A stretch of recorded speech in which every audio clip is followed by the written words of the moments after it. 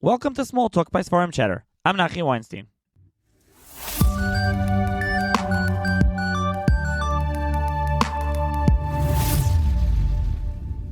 This episode of Small Talk is sponsored by Project Seed. Spin, win, plant a seed.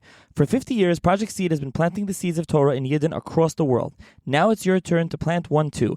Every spin is another seed planted. Every seed is another neshama touched. Spin the wheel, win free tuition, up to $15,000. Support 50 years of Project Seed. You can find the link and information in the show notes. On this episode of Small Talk, I'm going to be joined once again by Rabbi Shimon Szimonowitz, who is the Rav and Pioneer of a village Nosach Sfard and the Reish Machoin Ali Zayas, frequent guest here on the podcast. And this time we'll be discussing newly published sefer, Bris Milah Kilchasa, by Rav Shimon Schreiber, and it's a bunch of different things about Milah. Just to mention, it's Kitzer Hilchas Maisa Milah Priya Matzitza, so there's a Kitzer Halachis, there's a section Milah B'Shabbos and Yom Tiv, Minhagei Bris Milah, and then there's Peninim Yekarim V'Taimei Minhagei Minyanim Milah. So really, a whole bunch of different sections about Milah. So thank you, Rabbi Shimon, for joining me once again. Thanks for having me again. It's always a pleasure to be here. What can you tell the listeners about this sefer? What can I tell the listeners about this sefer? So first of all, full disclosure, Reb Shimon Schreiber is a cousin of mine.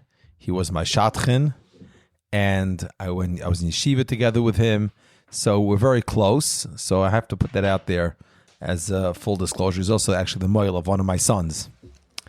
The sefer, you mentioned, I don't know if you used the word compact, but it's a compact sefer, meaning it's not.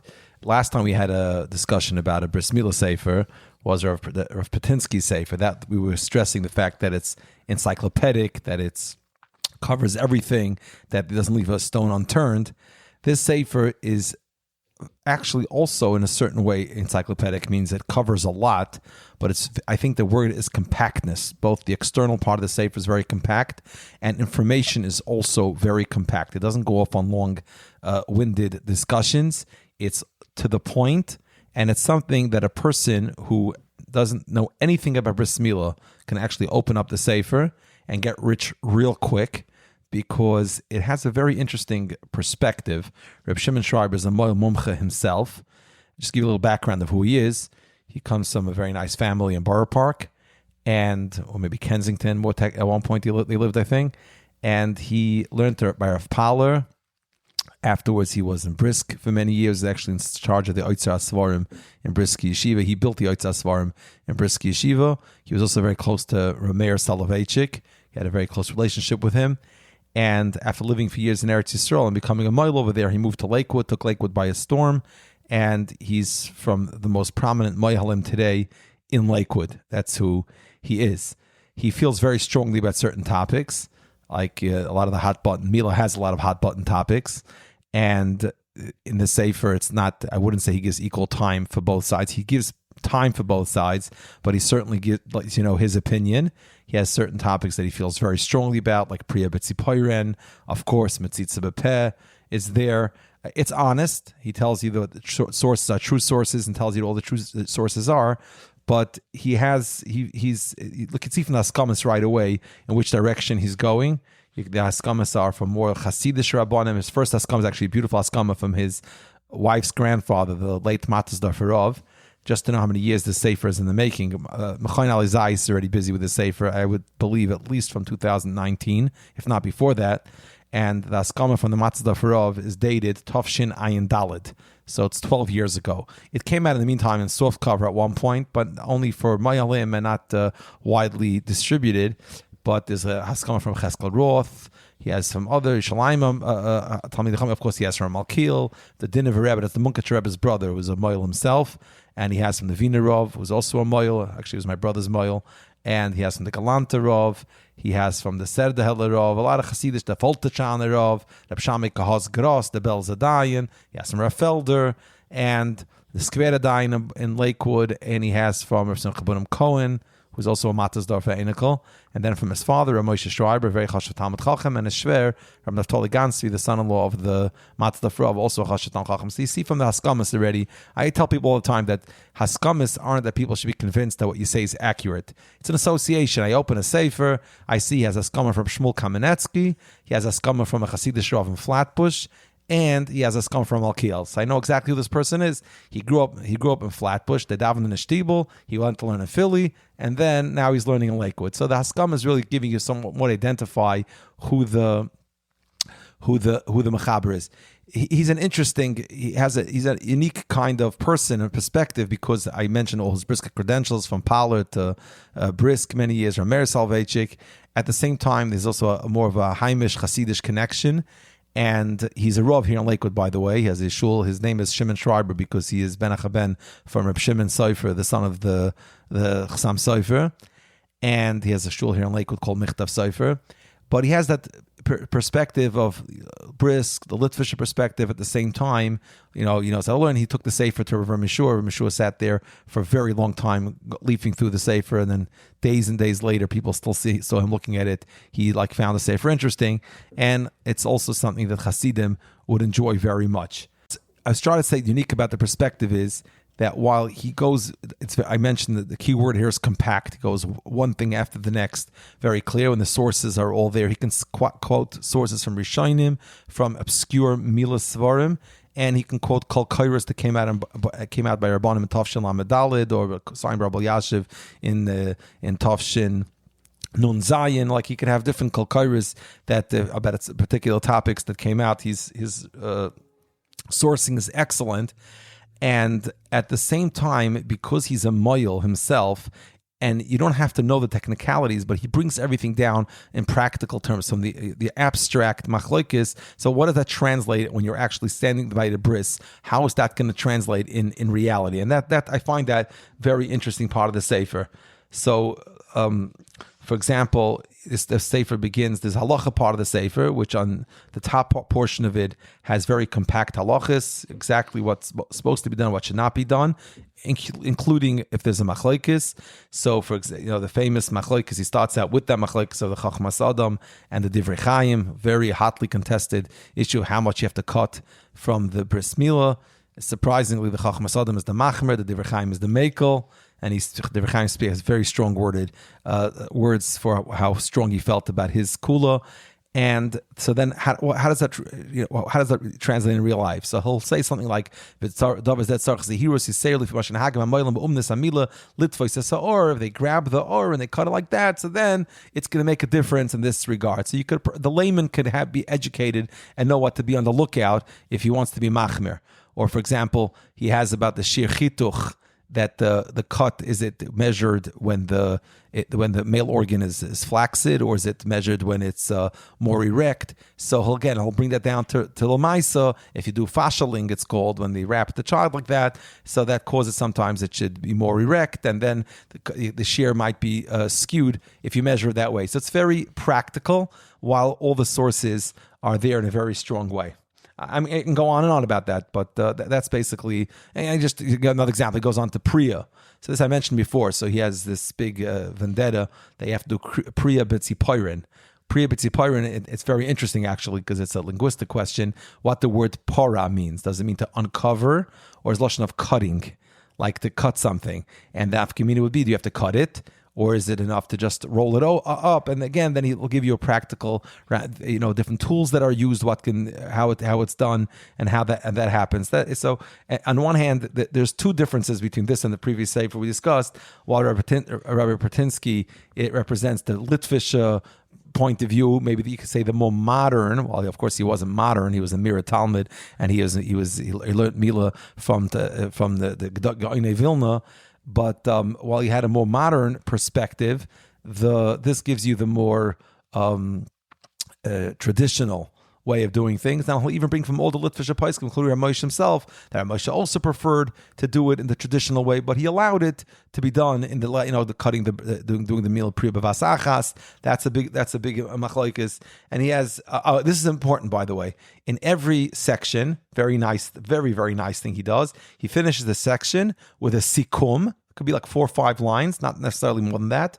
Then I'll have gargarim yikarim. Like, for example, in the portion about Milah, what to do Milah with, he has a very interesting, it's actually famous, but I find it interesting because I wrote an article about it recently. Is a medrash that's brought down in the Prisha and Simon Reish Samach Daled. The medrash brings that it's a mitzvah min amufcher lamul bebarzel. But he'll talk about anything. For example, I'm cutting myself off, but at one point he mentions you can use a disposable metal knife to do a bris milah, believe it or not. And he says you could do that. But he brings the medrash, which is actually at Se'en Arena, that it says over there, mitzvah mufcher lamul bebarzel. Why? Because when the barzel of Goliath's helmet parted way for David's stones, right? So he threw a stone and it said part away. They made a deal. The metal, the barzel, told the stone, I will part way and you can penetrate into Goliath's head and kill him if you, stone, will step aside from Milah and allow me, the barzel, to enter the realm of Milah. I have a fascinating explanation. Nachi, you're going to like this one. Fascinating explanation. I wrote this actually, and people thought I was talking about evolution because people think we talk about the Stone Age, you're talking about something which is prehistoric. The Stone Age actually is a pasuk in the Torah. The Torah says, "Loitish nechaysh barzel." We know that it was the Tuval Kayin started Loitish nechaysh barzel, which means that the Stone Age is actually after Bria Sa'ilam. We're still in the Stone Age, and only at one point Tuval Kayin came along and discovered Loitish nechaysh barzel. I have a person even recently. He's like been writing me a hate mail that I'm advocating for some kind of evolutionary idea, evolution, because I spoke about the word Stone Age. I also used to think so until I actually looked it up. The Stone Age, and according to historians also, his Stone Age postdates Bria Sa'ilam. So there's nothing wrong with talking about the Stone Age. But this is a fascinating thing. Today you go into Beis Medrash, you take out a smartphone device or something like that, and people are uncomfortable. You're davening from it. You're davening a siddur. Open a traditional siddur, a normal siddur with pages that you can turn. That's the feeling people have. There's a whole debate raging right now about Torah by AI. People always feel new technology. New technology always has a downside. Just like the Ramban says that he was accused of being toifus umnas avoisav. He's Milah Kain. He's murder because even recently in the recent war that they had, right? The newest inventions are always measured by how it's used in warfare. AI was used in the most recent war with Iran, so that's how it affects warfare. So anything which is a advancement in technology is invariably also a weapon of mass destruction, and therefore there's a negative association to it. So the metal is definitely a sharp edge of the metal can kill someone much easier. So it was a weapon. Taifas umnas avoisav. He's like Kayin. He's helping people kill someone. He could also do musical instruments with metal. He could do so many beautiful things with it. But at the same time, metalworks is something which kills more. And that's why we say the son of Alayim Barzel. It's something which there's a negative association with this new invention called Barzel. Here comes David, and he's about to approach Goliath. And David tells Goliath, he says, I'm coming with my stones, my traditional tools, the Yiddish thing called stones. Ich darf nicht. I don't need these fancy metal from the Bronze Age. I'm from the Stone Age, and I'm proud of it. And he's throwing it down, and he says, and you're coming with all your metal armor, with all your modern weapons. And the stone goes and starts going towards Goliath. So then this medrash is telling us an amazing conversation between the stone and the metal. It's saying the metal says, I'll let you in, but you have to let me into the Kedusha. Till now, we're obstructing the metal from the Kedusha. We write the Torah lavonim, right? You don't use the 8 barzel. You write it on, you write the avonim, the mizbeach, is no barzel touching it. Enough is enough. No more doing milah with charvois tzurim. No more vatika chasatzur. She takes the flintstone and does milah. Going forward, the modern invention, the metal, which is less painful and does a nicer job, can be let into the resist. So this is a mordig medrash that if you look into the depth of the medrash, it's really that debate that we constantly have. When will we let the modern invention? Eventually it makes it in. Eventually it can come into the Kedusha. It's entering Kedusha. But it takes some time, and there has to be also a concession made on the part of the metal, of the stone, to let the metal in. Maisa, you're always good for one tangent per small talk, which is a good thing. Last time we had Rabbi Gerwitz, we went off on. Now we're going off on this. Talib enjoys it. I got good feedback on it. So it was like, well, the topic like makes it more exciting. Okay, so and it's good. It's still in the middle of the same tangent. I want to just say, recently I had a murder guy suffer to it because in Parshas Matas Maseh we just had, the pasuk lists all the kalim from Midian. One of them is Barzel, and we learn from over there the halachas of that apply to clay Barzel and Tumah v'Tahara. In Shmini, there's no mention of Barzel. Why not? Yidden don't have Barzel. Yidden don't have smartphones. The Goyim have it, but eventually the Yidden have the Barzel as well. That's fine. I heard from B'Shem Meshua actually that he said that we're all going on the same train. Now, he understands that eventually people are going to adapt to new technology. We don't have to be in the first seat on the train. So there's nothing. I'm encouraging it. I'm saying that while modern inventions, we're weary of it and we have to be careful with it, but it's not something that eventually has to make its way in. Good. I'm also glad that you discussed the difference in Sefer Bris, because I was going to say you published 2 different Sfarim on Bris Milah. Okay, so there's also a section on Milah on Shabbos and Yom Tov, but I want to turn to the part. He has a nice part on this section of Tefillas, all the different various Tefillas people say, and also Minhagim. Before we get to some of the time, he also has Minhagim, Bris Milah. Those are quite interesting. I mean, as with anything like Bris Milah, there's bound to be many Minhagim and many various minhagim. Now, you mentioned that this is predominantly with Askamas, it's more of a Hasidish bent, the Sefer. So do you see that in the minhagim as well? Okay, so the thing about Hasidish bent, I don't want to leave the wrong impression. So, I mentioned he has in the end of each parak, he has a sikum and he has gargarim yikarim. He also has stories, like a Maisa Rav. And so, for example, with the Metzitza B'Peh, he brings a Maisa. What's the Maisa Rav he brings? He brings a few Maisa Ravs. He has the Satmar Rav as well, but one of the Maisa Ravs he brings over there is Rabbi Yaakov Kamenetsky said that in Slobodka there was a moil that didn't do Metzitza B'Peh, and the Slobodka Rav, Rav Moshe Epstein, it was moicha, until in the end, this moil got sick with tuberculosis and he died. So you have Litva Shemaisis. I mean, it's about Litva, but it's Chassidish Shemaisis. But you have stories and minhagim from all sides, and of course Bris, like I mentioned before. So it's not Chassidish more than it's Litvish. It's just the conclusion, the psak is very shamrani. It's very traditional. So going back to what you mentioned about the tefillas are. Everything is very sourced. There's nothing just from I found it somewhere. But he has beautiful collection. It's very practical. Anyone who's going to do a bris, whether he knows 9 months before or 8 days before, would do well buying the sefer. Seriously, he has the tefillas right here. Every tefillah is sourced, where it's from, what it's from. He has even Berchas HaMazon with all the minhagim to do Berchas HaMazon, and he has for Edot HaMizrach. He has for Ashkenaz benching and Svardi benching, and the minhagim I would think is almost the crown jewel of the sefer. See, which minhagim are they? So it's not the minig that this Rebbe did this and this Rebbe did that. These are minhagim based in Rishonim. Some of them I know Reb Shimon Schreiber is very. He's very, very passionate about. Marshall, people don't know there's a minig in the Rishonim to light candles by a bris. And it's both the Rishonim talk about how many candles to light and where to light candles. And it's something that, unfortunately, today a lot of people don't do. In the Wiener Shul, where I grew up, which is very, very into minhagim, they're still adiyim azeh, they light neiris, and broyers also, they do it. So it's not Chassidish, that's Rishonim. That's Rishonim, and you'll have he'll give you those sources where it comes from, but he has beautiful minhagim. He goes into different things. Let's say fleishiks, milchiks by bris, 9 days. That's a good topic. If you eat fleishiks and milchiks by bris all year round, they have milchiks bris. 9 days, people like to make fleishiks by bris. But so here's a good example. He'll bring all the sources to eat fleishiks by the bris, but he does concede in a footnote on page Reish Mem Vav. Ois Tov Reish Aleph that b'tshuvas chasam sofer there's a minig to eat milchiks. My shver, who is cousins of Reb Shimon Schreiber, he's also a nikol chasam sofer. He's always into having fleishiks by a bris because he's. I say, why are you into it? The chasam sofer says you don't need it, and he's a big chasam sofer. No, the chasam sofer says you do need it. I say, what are you talking about? The chasam sofer says you don't need it. This is tshuvas chasam sofer. So my shver says he's medayik from the tshuvas chasam sofer that there was a small town that couldn't afford to have fleishiks, so they had milchiks. I said, come on, chasam sofer says that mashanoyag and machali chalav. Let's see, Reb Shimon Schreiber holds like me. Right? I hope my shver doesn't listen to this. That he says that in Tshuvas Chasam Sofer it says Shanagu. Oh, please don't send it to him. That Shanagu lechol macholi cholav. that they ate chal and chal. So there's all the minhagim he goes through very, very nicely.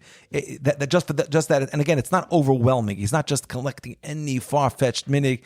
Well, I was surprised, and this shows how honest Sefer is, about the minig of giving a kvata to people who are suffering from infertility. So, okay, what's the source? So he doesn't bring a clear-cut source. He brings a medrash that from there we could bring a source to what people do it. But he doesn't have like a black and white source for it. That's so many people do that.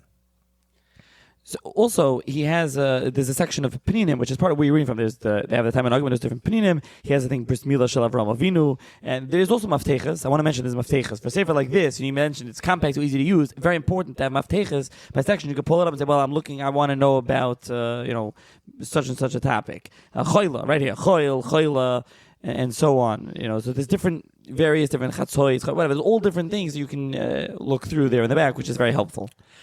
Can I just mention one last thing about Yes. the how well sourced the sefer is? Like, for example, in the discussion regarding doing mitzitza shaloi bepeh, so he'll bring a kovetz nohiroi, which is from Lakewood Yeshiva. They put out the kovetz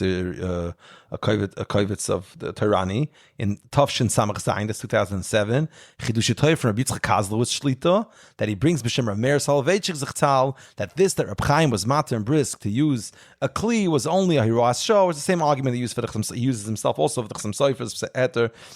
But this is a very well-sourced sefer. At the same time, it's compact. I would believe a person who's making a bris, in a few days he can probably go through the majority of the sefer and get rich real quick.